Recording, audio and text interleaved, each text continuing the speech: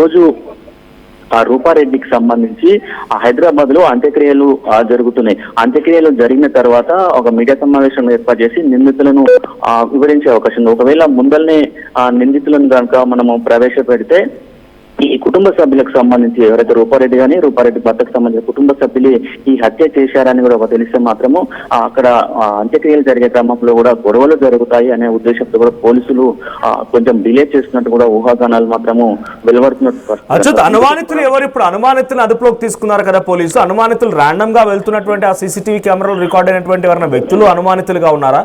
లేదు తనకి ఏదైనా గతంలో ఇబ్బంది గురి చేసిన వాళ్ళు, లేకుంటే స్కూల్ ఉంది కాబట్టి దాంట్లో పార్ట్నర్స్ ఉన్నారా, లేకపోతే ఇంకెవరైనా బెదిరింపులకు పాల్పడ్డవారు ఉన్నారా, ఇంకేదైనా ఆర్థిక లావాదేవీలకి తనతో గొడవలు ఉన్నవారు ఉన్నారా? అనుమానితులు ఎవరు? పోలీసు అదుపులోకి తీసుకున్న అనుమానితులు ఎవరు? మాక్సిమం గా పోలీసులు అదుపులోకి తీసుకున్న అనుమానితులు మొత్తం ఈ కేసులో కూడా ప్రధాన కీలకంగా ఉన్న వాళ్ళని అదుపులోకి తీసుకున్నట్టు కూడా తెలుస్తుంది మనకి. మామూలుగా అక్కడ ఇప్పుడు మనం రెడ్ కలర్ షర్ట్ వేసుకొని వెళ్తున్న సీసీ ఫుటేజ్ ఉన్నది. అతన్ని చూస్తారు. అతను కూడా బహుశా ఈ కేసులో కీలకంగా వ్యవహరించినటువంటి పరిస్థితి కనపడుతుంది. మొత్తం కూడా ఈ హత్య చేసింది ఒకరా ఇద్దరు అనేది క్లారిటీ ఉన్నట్టు వస్తుంది. ఒకరు ఇద్దరు మాత్రమే హత్య చేశారు. మిగతా వారు ఎవరైనా బయట ఉండి సహకారం అందించారు అనేది కూడా చూస్తున్నారు. మొత్తం కూడా ఇప్పుడు పోలీసు అదుపులో ఉన్న వ్యక్తులు మాత్రము ఈ కేసులకు సంబంధించిన నిందితులకు సహకరించిన వాళ్ళే ఇక్కడ అదుపులో ఉన్నట్టు. అంటే పోలీసులు పూర్తిగా అన్ని టెక్నికల్ ఎవిడెన్స్ తో సహా సీసీ ఫుటేజ్, అదేవిధంగా కాల్ రికార్డు, ప్రతి ఒక్కటి సెల్ ఫోన్ ట్రాకింగ్ తోటి అన్ని కూడా అంటే మనకు 48 గంటలు దాటింది కాబట్టి మొత్తం కూడా అన్ని కోణాలు కూడా దర్యాప్తు చేసి కొంతమందిని మాత్రము లిస్టు చేసినటువంటి పరిస్థితి. అందులో కూడా ప్రధాన నిందితులు ఉండొచ్చని కూడా పోలీసులు భావిస్తున్నటువంటి పరిస్థితి కనపడుతుంది. ముఖ్యంగా కూడా ఎవరైతే ఈ రూపారెడ్డి మొన్న స్కూల్ నుంచి విధులు ముగించుకొని ఇంటికి వచ్చిన క్రమంలో కూడా ఈ దారుణ హత్య జరిగింది. హత్య జరిగినప్పుడు పోలీసులు మాత్రం అక్కడ 2 టీ కప్పులను గుర్తించినటువంటి పరిస్థితి కనపడుతుంది. 2 టీ కప్పులు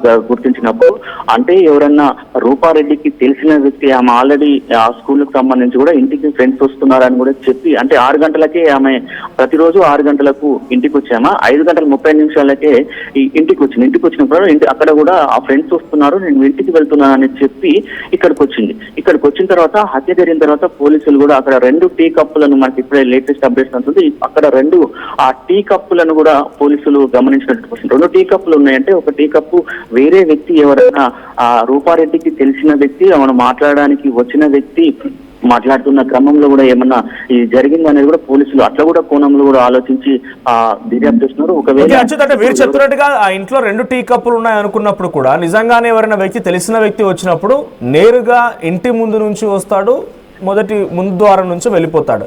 అలా ఎలా రికార్డ్ అయి ఉండాలి సీసీటీవీ కెమెరాలో. అలా రికార్డ్ అవ్వలేదు, లేదు ఇంటర్నల్ గా ఇద్దరు కూర్చుకునేలాగా టీ తాగారు అని అంటే మొదటి గేట్ నుంచే వచ్చి ఉండాలి. అంత ప్రియారిటీ ఉండి ఫ్రెండ్స్ అయి ఉంటాయి కనుక దొంగలతో ఎవరైనా నిజంగానే దోపిడీదారులతో లేకపోతే దాన్ని హతమార్చానికి వచ్చిన వ్యక్తులతో ఈ రకంగా టీ తాగే అవకాశం ఉంటుందా? తనే ఇంకొకరితో ఉందని ఎందుకు అనుకోవాలి? ఇంకెవరైనా ఇద్దరు వచ్చి ఉండొచ్చు కదా.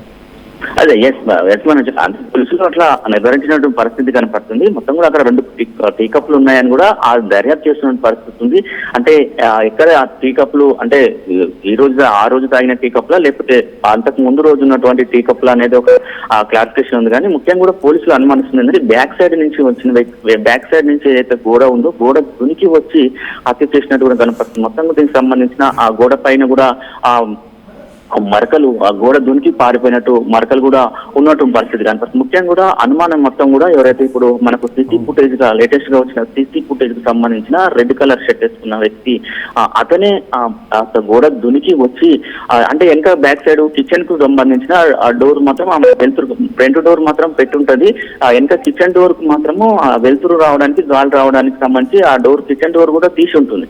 ఎవరైనా గోడ అగంతకుడు దునికి వచ్చి హత్య చేసినట్టు. ఇప్పుడు అందులో ఎవరైతే రూపారెడ్డికి సంబంధించిన బ్యాగ్ లో కూడా 2 లక్షల రూపాయలు కూడా లేవు, తీసుకెళ్లినట్టు కూడా పోలీసులు ఒక నిర్ధారణకు వచ్చినటువంటి పరిస్థితి. ముఖ్యంగా కూడా పోలీసులు మొత్తం అన్ని కోణాలుగా విచారణ చేస్తున్నారు. ఎవరైతే ఈ రెడ్ కలర్ షర్ట్ ఉన్న వ్యక్తి ప్రధాన నిందుడు అనే కోణంలో కూడా చేస్తున్న పరిస్థితి. అంటే ముఖ్యంగా కూడా ఆర్థిక లావాదేవీల విషయంలో జరిగినట్టే స్పష్టంగా కనపడుతుంది.